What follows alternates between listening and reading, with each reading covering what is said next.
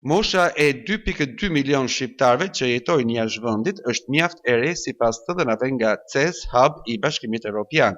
Shumica e vendeve të BE-s zhvilloi censet e popullsisë në 2021, nga të cilat u evidentua popullata e migrantëve sipas vendeve të origjinës dhe mosha e saj.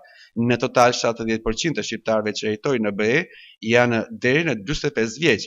Mbi 60% e emigrantëve shqiptar janë në moshë pune aktive 15-49 vjeç, me grupë moshën 30 deri në 49 vjeç që dominon fort me 40.7% të totalit. Sa kaq, struktura e popullsisë rezidente në Shqipëri është dukshëm më e plakur.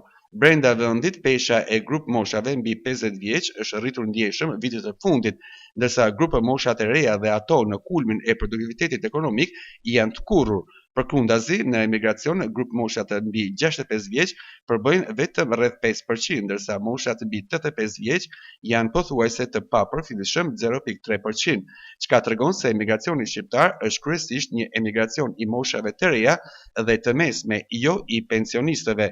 Edhe grup mosha nën 15 vjeç ka një peshë të konsiderueshme në diasporë me 19%, çka tregon praninë e familjeve emigrante dhe një proces më të qëndrueshëm vendosje jashtë vendit. Ndërsa në Shqipëri rënja e lindshmërisë ka ulur ndjeshëm peshën e fëmijëve në strukturën e popullsisë. Në terma ekonomik dhe demografik, grafiku konfirmon se Shqipëria ka eksportuar në mënyrë disproporcionale kapitalin njerëzor në moshë pune, duke lënë pas një popullsi gjithnjë e më të vjetër, ndërsa jashtë vendit shqiptarët janë kryesisht në moshat që kontribuojnë në rritje ekonomike.